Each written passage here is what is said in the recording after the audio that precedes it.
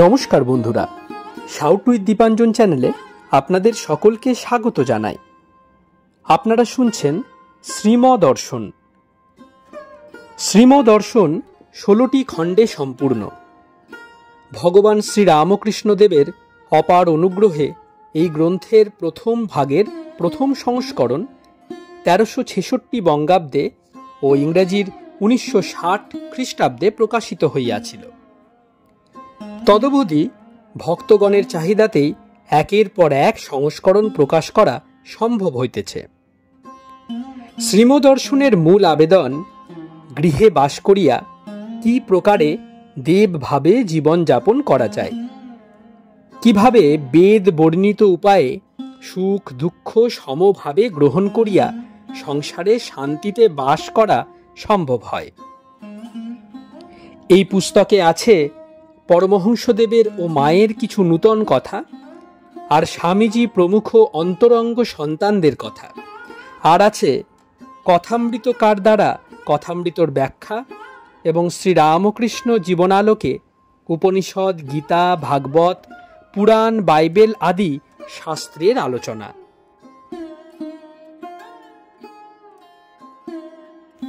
স্বামী নিত্যাত্মানন্দ বিরচিত শ্রীমদর্শনের আজ 31তম পর্ব। চলুন আজকের পর্বটি শুরু করা যাক।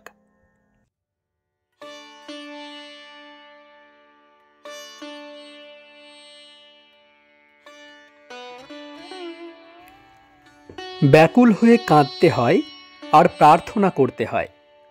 বলতেন, আমি যখন কাঁদতুম তখন লোক সব জড়ো হয়ে যেত আর আমায় বলতো তোমার হবে। তিনি খুব কঠোরতর ভিতর দিয়ে গেছেন কি না, আর এর নিজের জীবনে সব ঘটেছে। আন্তরিক তাকে ডাকতে ডাকতে কর্ম কমিয়ে দেন তিনি। কর্ম কম পড়লেই ঈশ্বরের জন্য ব্যাকুলতা আসে। ব্যাকুলতা এলেই সব হয়ে গেল। ঠাকুর বলতেন, যেমন অরুণোদয়ের পরই সূর্যোদয়, তেমনি ব্যাকুলতা হলেই তাঁর দর্শন হয়। কর্ম কম পড়া মানে ভোগান্ত। তাকে মুভ করতে হলে ফি দিতে হয়, যেমন কোর্টকে মুভ করতে হলে গোল্ড মোহর দিতে হয়। তাকে মুভ করবার ফি ভোগান্ত। 3. শ্রীম ভক্তগণের প্রতি। অবতার আসেন কেন? না, কর্ম কমাতে। শ্রীকৃষ্ণ এসে এক ধাক্কা দিলেন। তিনি বললেন, যা কিছু করো নিষ্কামভাবে করো, ফলের আকাঙ্ক্ষা না করে করো। অনাসক্ত হয়ে সব ফল আমাতে সমর্পণ করে করো। যৎ করোষি যদস্নাসি যজুষোষি দদাসি যৎ তপস্যাসি কৌন্তেয় তৎকুরুম্ব মদর্পণম। মদর্পণম মানে আমার জন্য করো, তোমার নিজের জন্য নয়। তাহলে কর্ম তোমাকে আর বাঁধতে পারবে না, নয়তো কর্মের বন্ধন অবশ্যম্ভাবী। বুদ্ধ এসে আরেক ধাক্কা দিলেন। ঠাকুরও এসেছেন এই জন্যই, কর্ম কমাতে।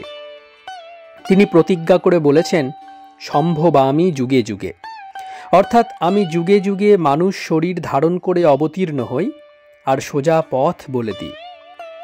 ভক্তরা যখন সব জটিল হয়ে পড়ে তখনই নিজে আসেন। এত আটকে পড়ে যে তাকে নিজে আসতে হয়। তার আসার পূর্বে লোক সব বৈদিক আচারাদি নিয়েই সন্তুষ্ট থাকে কেবল। অত জপ, এই পূজা, অতদিন ব্রত উপবাস, অতদূর পায়ে হেঁটে চলতে হবে, এইসব বাহ্য নিয়মাদি নিয়ে ব্যস্ত থাকে। ধর্মের মূল যে ব্যাকুলতা, তাকে লাভ করবার জন্য আন্তরিক আকাঙ্ক্ষা, এইটি ভুলে যায় লোক।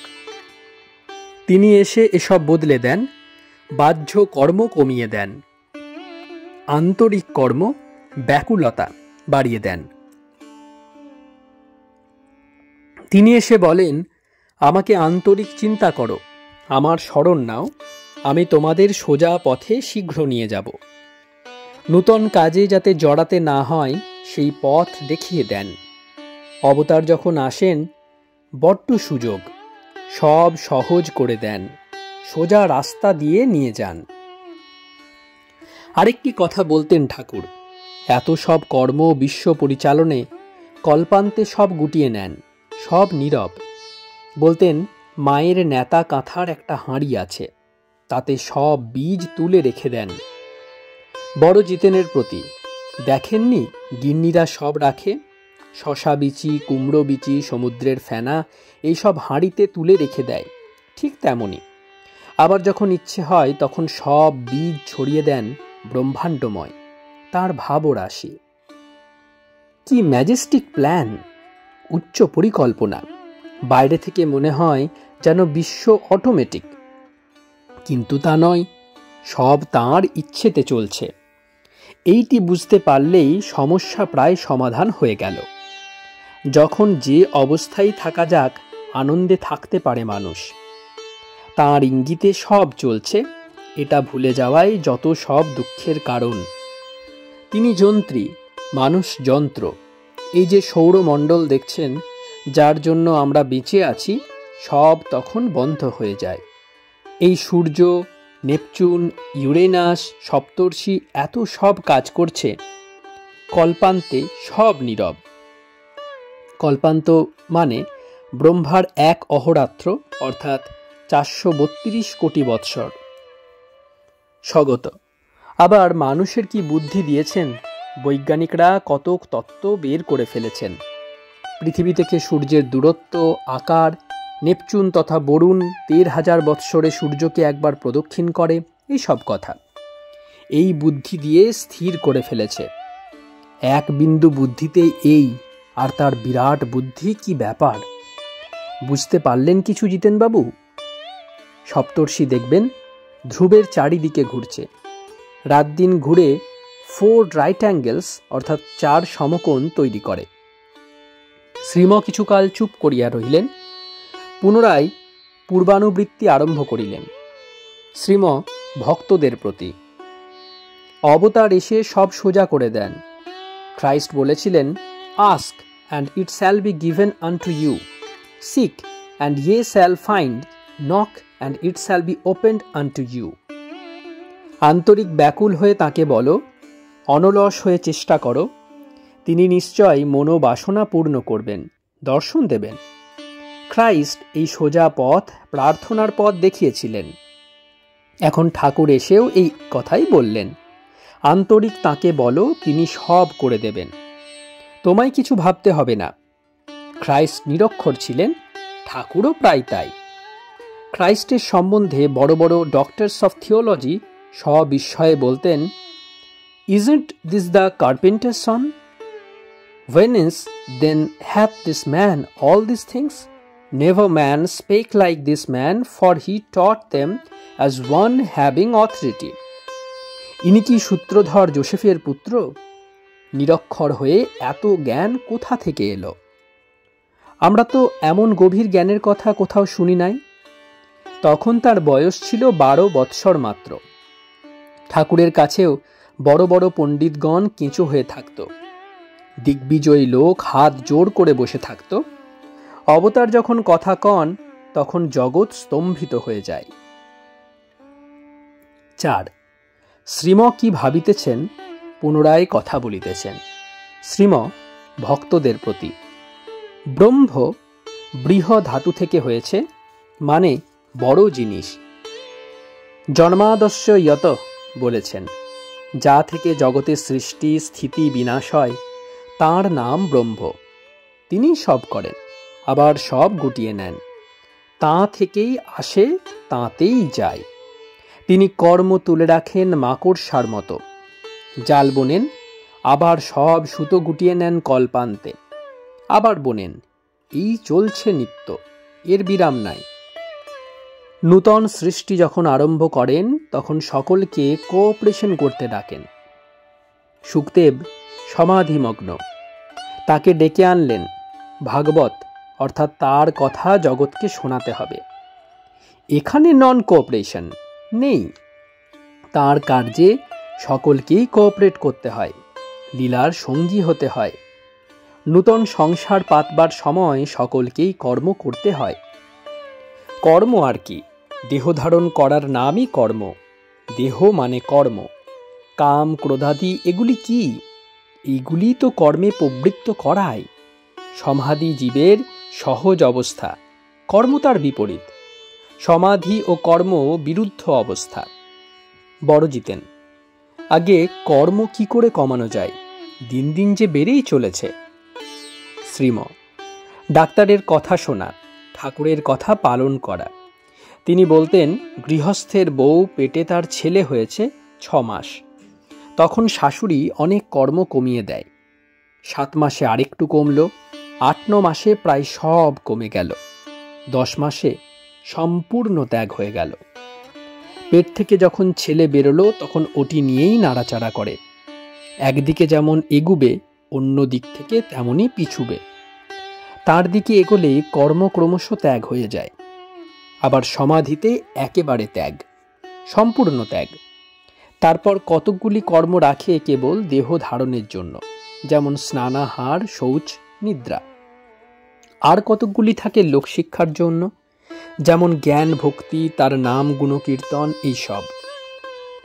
বিবেক চূড়ামণিতে বেশ একটি দৃষ্টান্ত আছে ঈশ্বর দর্শনের পর কিভাবে কর্ম থাকে।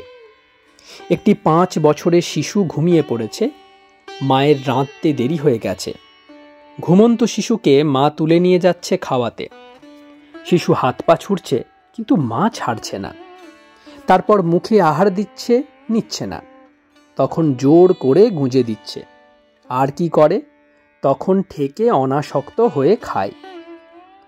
সমাধির পর কর্ম এইরূপ, নিজের কর্তৃত্ব থাকে না, সম্পূর্ণ অনাসক্ত হয়ে কর্ম করে। আরেক রকম কর্ম আছে, সাধনের অবস্থায় তা করতে হয়, নিষ্কাম কর্ম। গুরুর শরণাগত হলে তিনি কর্মের ভিতর রেখেই কর্মত্যাগ করিয়ে নেন, অনাসক্ত কর্ম করিয়ে নেন। অনাসক্ত কর্ম করতে করতে কর্ম ক্ষয় হয়ে যায়, তখন নূতন কর্মে আর জড়াতে দেন না। যতদিন না প্রারব্ধ ক্ষয় হয়েছে ততদিন নিষ্কামভাবে কর্ম করান, প্রকৃতি ক্ষয়ের জন্য, ভগবানের জন্য, স্বর্গলাভের জন্য নয়। ঈশ্বর এখন নররূপে অবতীর্ণ হয়েছেন।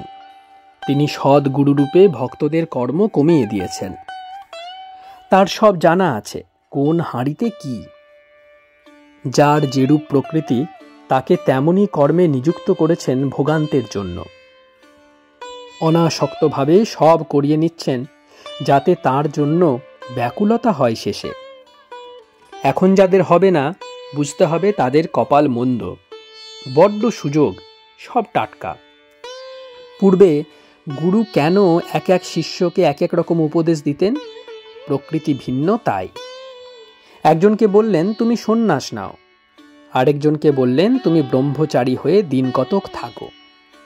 একজনকে বললেন, তুমি কিছুকাল তীর্থ পর্যটন করো। একজনকে বললেন, তুমি আমার কাছে থেকে সেবা করো। আরেকজনকে বললেন, তুমি গিয়ে সংসার করো। ভিন্ন ভিন্ন প্রকৃতি, তাই ভিন্ন পথ। গন্তব্য এক, ঈশ্বর। গুরুর কথায় বিশ্বাস হলে বেঁচে গেল। তার শরণাগত হলে তিনি নিজে হাতে ধরে কর্ম করান। অন্তে একেবারে কর্ম ত্যাগ করিয়ে নেন। কর্ম ত্যাগ হলে আর শব্দ নাই। মৌমাছি ভন ভন করছিল, যেই ফুলে বসেছে আর সেই শব্দ নাই, মধু পানে মত্ত। যতক্ষণ না ভগবান দর্শন হয় ততক্ষণ কর্ম, দর্শন হলে সব চুপ। বড় জিতেন, ভগবান গুরুরূপে এসে কর্ম সংক্ষেপের পথ দেখিয়ে দিয়েছেন সত্য, কিন্তু প্রারব্ধ কর্ম কি সবটাই ভোগ করতে হবে? শ্রীম, তাঁর ইচ্ছায় সব সম্ভব হতে পারে। তাঁর শরণাগত হলে সব হতে পারে। প্রারব্ধও নাশ হয় তাঁর ইচ্ছায়। তা যদি না পারেন তবে সর্বশক্তিমান কিসে? কিন্তু শরণাগত হওয়া চাই। বাল্মীকি, বিশ্বামিত্রের প্রারব্ধ নাশ হয়েছিল, সব তাঁর ইচ্ছাই হচ্ছে। নিয়ম ও ব্যতিক্রম দুই আছে। সাধারণ নিয়ম প্রারব্ধ ভোগ, ব্যতিক্রম তাঁর ইচ্ছা, তাঁর কৃপা। জগবন্ধুর প্রতি রাজ অনুজ্ঞা আছে না, যার ইঙ্গিতে এই বিচিত্র জগৎ চলছে। তিনি কি ইচ্ছা করলে ভক্তকে সব মাফ করতে পারেন না? ঠাকুর রামপ্রসাদের গান গেয়ে এই কথাটি বলতেন, কপালে লিখেছে বিধি তাই যদি হবে, তবে ও মা তোর দুর্গা নাম কে নেবে। ব্যতিক্রমী নিয়মের প্রমাণ। যং যং কাময়ে তং তমুগ্রং কৃণোমি তং ব্রহ্মাণং তম ঋষিং তং সুমেধম। দেখুন, বেদ বলছেন তার ইচ্ছায় ব্রহ্মপদ ঋষিত্ব লাভ হয়। ঠাকুর কখনো কখনো নৃত্য করতে করতে একটি গান গাইতেন। শ্রীম ভাবন্মত্ত হইয়া গাহিতে লাগিলেন, আমি দুর্গা দুর্গা বলে যদি মা মরি, আখেরে এ দিনে নাতার কেমনে জানা যাবে গো শঙ্করী। নাসি গো ব্রাহ্মণ হত্যা করে ভ্রূণ, সুরাপান আদি বিনাশী নারী। এসব পাতক না ভাবি তিলেক ব্রহ্মপদ লোতে পারি, আমি দুর্গা দুর্গা বলে মা যদি মরি। কলিকাতা, 11 মে 1923 খ্রিস্টাব্দ, 28 বৈশাখ 1330 সাল, শুক্রবার, কৃষ্ণা একাদশী। তৃতীয় অধ্যায়, সরল জীবনযাত্রা ধর্মজীবনের সহায়। 1। আজ শনিবার অপরাহ্ন। এই দিনে বহু ভক্ত সমাগম হইয়া থাকে। ইতোমধ্যে ইটালি, এন্টলি বা ইন্টলি হইতে এক দল ভক্ত আসিয়াছেন। ভাটপাড়ার ললিত, শুক্লাল, ডাক্তার, শান্তি, জগবন্ধু, রাখাল, বড় অমূল্য, যোগেন আসিয়াছেন। অল্পক্ষণ মধ্যেই রমেশ ব্রহ্মচারী ও বিনয় আর ছোট জিতেন প্রবেশ করিলেন। শ্রীম মেঝেতে বসিয়া ভক্তদের সঙ্গে কুশল প্রশ্ন করিতেছেন। ইতোমধ্যে কথামৃতের আগরপাড়ার ছেলেটি আসিয়া উপস্থিত হইলেন। আশুবাবু, এখন আর তিনি ছেলেটি নাই, বৃদ্ধ। শ্রীম পরম সমাদরে তাহাকে কাছে বসাইয়া আনন্দে কথা কহিতে লাগিলেন। শ্রীমর ইচ্ছায় ভক্তগণ গান গাহিতে লাগিলেন। এখন 6:30। গান।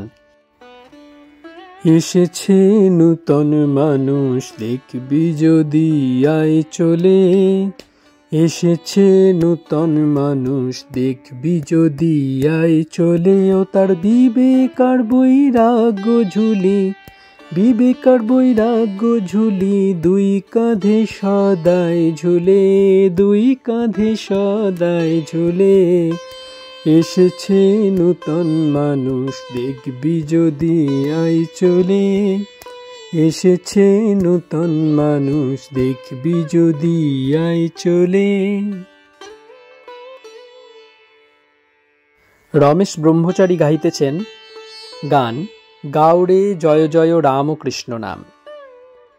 সকলে গাহিতেছেন, জয় রামকৃষ্ণ রামকৃষ্ণ বলরে আমার মন, যুগ অবতার যিনি পূর্ণ ব্রহ্ম নারায়ণ। গান সমাপ্ত হইলে শ্রীমর আদেশে বড় অমূল্য ঠাকুরের জীবনী হইতে সাধন সমরের কতকংশ পাঠ করিলেন। এবার শ্রীম কথা কহিতেছেন। শ্রীম ভক্তদের প্রতি। ঠাকুর বলতেন, সব পথ দিয়েই গিয়ে দেখেছি, এখন যেখানে আছি এই সবচেয়ে ভালো। সা রে গা মা পা ধা নি, নিতে বেশিক্ষণ থাকা যায় না। কিছু নিচে থাকা ভালো, নিতে হলো ব্রহ্মজ্ঞানীর অবস্থা। ভক্তি ভক্ত এ বেশ। সমাধির অবস্থায় বেশিক্ষণ থাকা যায় না। আরও অনেক সব মত আছে, সহজিয়া, ঘোষপাড়া, কর্তাভজা, কত কি, কিন্তু এ পথই ভালো শুদ্ধ পথ।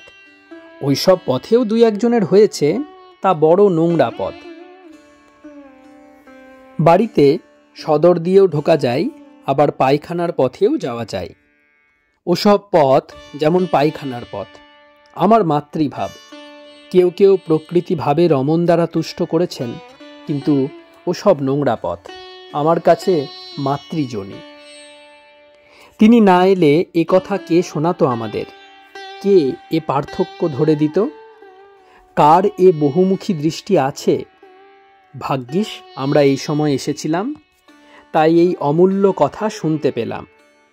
তিনি না এলে জগতের ধর্মদ্বন্দ্বই বা কে মেটাতো? সকলেই আপন আপন ধর্মকে বড় বলে। তিনি বললেন, সব ধর্ম সত্য, আমি নিজে সাধন করে দেখেছি। সব ধর্ম এক একটা রাস্তা বিশেষ, শেষে সব ঈশ্বরে গিয়ে মেলে। তাই তো এই গানে বলেছে, অ্যাকোয়া ওয়াটার পানি, বাড়ি নাম দেয় এক জলে, আল্লাহ গড ঈশা মুসা কালী নাম ভেদে বলে। এই ধর্ম সমন্বয় তিনি আশাতেই হয়েছে। নিজ জীবনে সাধন করে দেখেছেন সব সত্য, তবে বলেছেন এ কথা। কিন্তু তার আসার প্রধান উদ্দেশ্য ভক্তগণকে তোলা। তারা এত জড়িয়ে পড়ে যে তাকে আসতে হয় এদের ওঠাতে। সকলের জন্যই তার ভাবনা, কিন্তু ভক্তের জন্য ভাবনা বেশি। কারণ ভক্তদের দেখে তো লোক শিখবে, তাকে ডাকবে, তবেই তো শান্তি। দক্ষিণেশ্বরে একদিন সব বসে আছে ভক্তগণ, ছোকরা ভক্তরাও রয়েছে অনেকে। তেজচন্দ্রকে বললেন, এই তোদের জন্যই যত ভাবনা, যারা বিয়ে করে ফেলেছে। একে তো নিজেই হাবুডুবু খাচ্ছে, তার উপর আবার আরও কতকগুলি ঘাড়ে চেপে বসেছে, অর্থাৎ স্ত্রী পুত্রাদির কথা বলছেন। দেখুন ভগবান কত ভাবেন যারা বিয়ে করে ফেলেছে তাদের জন্য। ওদের অবস্থা জটিল কি না, তাই অত ভাবনা। একে নিজেই পথ পাচ্ছে না, তার উপর কতকগুলি কচি মনকে বোঝাতে হবে, চালাতে হবে, যাদের কোনো সাধন নাই, ভজন নাই, যারা আটকে গেছে সংসারে, তাদের জন্যই তার ভাবনা বেশি। বড় জিতেন, আমি ওই খেদে খেদ করি, তুমি মাতা থাকতে আমার জাগা ঘরে চুরি। শ্রীম উত্তেজিতভাবে বাধা দিয়া। ঠাকুর বলতেন, ওসব গান কেন বারবার, একাধবার হলেই তো হলো। আনন্দের গান গাও, তার নাম রূপ লীলা এই সব। যেমন বাজিল শ্যামের বাঁশরি যমুনায়, তোরা কে কে যাবি আয়। দুঃখ কষ্ট এ তো সংসারে থাকলে আছেই, দেহ ধারণ করলে দুঃখ অনিবার্য। এই সুখ দুঃখ দ্বন্দ্ব তিনিই করেছেন, তবে তো লোকের চৈতন্য হবে। অনন্ত জীব তার সংসারে, মানুষও একটি এর ভিতর। কেন এই মানুষ করেছেন না, তাকে ডাকবে বলে। দুঃখ কষ্টের আঘাত পেয়ে চৈতন্য হলে তবে তাকে ডাকবে, তবে শান্তি। তাই আনন্দের গান গাইতে বলতেন। বড় জিতেন বিনীতভাবে, রামপ্রসাদ কেন তবে এসব দুঃখ কষ্টের গান গাইলেন?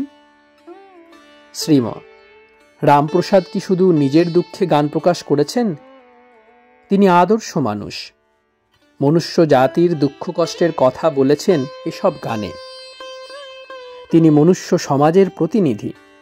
দেখুন এই দুঃখ কষ্টের গানের পরই বলছেন আবার, আই মন বেড়াতে যাবি কালী কল্প তুরু মূলে। দুঃখ দুঃখ করলে দুঃখ যাবে না, তার নাম নিলে, তার কথা চিন্তা করলে, তার দর্শন হলে তখন সব দুঃখ দূর হয়। তাই দুঃখ কষ্টের গান না গিয়ে তার নাম রূপ লীলার গান, আনন্দের গান গাইতে হয়। রোগ রোগ করলে রোগ সারবে না, ডাক্তারের কথা শুনতে হবে, ওষুধ এনে খেতে হবে, তবে আরোগ্য লাভ হবে। দুঃখ কষ্ট তো ভবরোগ, এ সারাতে হলে তার নাম গুণগান চাই। সুখের গান গাইতে হয়, যে সুখের সঙ্গে দুঃখ জড়িত নাই, সেই সুখের গান দরকার। সেই সুখ শান্তি আনন্দের গান গাইতে হয়, তখন ভবরোগের নিবৃত্তি হবে, ত্রিতাপ চালার শান্তি হবে। তাই ঠাকুর সর্বদা আনন্দের গান গাইতেন। যেমন মাগো আনন্দময়ী নিরানন্দ করুণা। আমাদের তাই সর্বদা আনন্দের গান গাওয়া উচিত। একবার ঠাকুর ছিলেন সিন্দুরিয়াপট্টি মণিমল্লিকের বাড়িতে। সেখানে ব্রাহ্ম সমাজের বাৎসরিক উৎসব হচ্ছিল। বিজয়কৃষ্ণ গোস্বামী বক্তৃতা দিলেন। তারপর ঠাকুরকে জিজ্ঞাসা করলেন, কেমন হলো? ঠাকুর বললেন, বেশ, কিন্তু তোমরা এত পাপি পাপি করো কেন? বরং বলো, কি আমি তার নাম করেছি, আমার আবার পাপ? আরেকদিন একজনকে তথা কেশব সেনকে বলেছিলেন, তোমরা তার ঐশ্বর্যের কথা অত কেন বলো? হে প্রভু, তুমি সূর্য করেছ, তুমি চন্দ্র করেছ, তুমি হেন করেছ তেন করেছ, অত বলবার দরকার কি? পাপ পাপ পাপি পাপি করতে করতে তাই হয়ে যায় বলতেন। আমাদের বলা উচিত, আমি তার নাম করেছি, আমার আবার পাপ। নাম যজ্ঞ, নাম মাহাত্ম্য তো আছে। একবার যখন তার নাম করেছি তখন সব পাপ দূর হয়ে গেছে, এই বিশ্বাস চাই। চৈতন্যদেব দক্ষিণে রামেশ্বরে গিয়েছিলেন। পথে গোদাবরী তটে রায় রামানন্দের সঙ্গে দেখা হয়েছিল। তখন তাকে বলেছিলেন, আপনার সঙ্গে সাক্ষাৎ হয়ে বড়ই আনন্দ হলো। আবার যখন পুরীতে ফিরে আসব তখন আপনার সঙ্গে নাম মহোৎসব করে আনন্দ করা যাবে। ভগবানের নাম করা শ্রেষ্ঠ মহোৎসব। তাই বৈষ্ণবেরা বেশ বলে, একবার হরিনামে যত পাপ হরে, জীবের কি সাধ্য আছে তত পাপ করে। শ্রীম ভক্তদের প্রতি ও দেশেও অর্থাৎ প্রতিচিতেও ওই এক কথা, পাপ পাপী। অনন্ত নরকে তোমার গতি হবে যদি পাপ করো, পুণ্য করো মুক্তি হবে, রিডেমশন। ভোগের দেশ কিনা, তাই খালি অমন সব কথা। ওখানে অর্থাৎ মিহিজামে একখানা শেক্সপিয়ার পড়ে গেছিল হাতে। অনেক কাল পর আবার পাতা উল্টিয়ে দেখলুম। অত বড় কবি আর নাট্যকার, কিন্তু কোথাও একটি কথাও প্রেমের, গসপেল অব লাভের বলেন নাই। শুধু সিন, পানিশমেন্ট, হেল ফায়ার আর রিডেমশন, পাপ, শাস্তি, নরক আর মুক্তি, এই সব কথা। ভোগী কিনা, ওরা তাই পানিশমেন্ট অর্থাৎ শাস্তি শাস্তি করে। প্রেম এই জিনিসটি এই দেশের। অত বড় বই, কোথাও একটি লাইনও খুঁজে পেলাম না যেখানে প্রেমের কথা আছে। কিন্তু যীশুখ্রিস্ট তা জানতেন, শিক্ষাও দিয়েছিলেন gospel of love. Jesus new what was in man.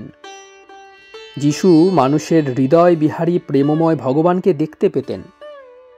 তার কতকগুলি ভক্ত স্ত্রী পুরুষও এই প্রেমময়কে জানতেন। ওরা বুঝেছিলেন এই প্রেমময়কে ভালোবাসাই ধর্ম। ঠাকুরও তাই বললেন, কথাটা হচ্ছে সচ্চিদানন্দে প্রেম। কিন্তু ওরা ভোগী, তাই তা গ্রহণ করতে পারল না।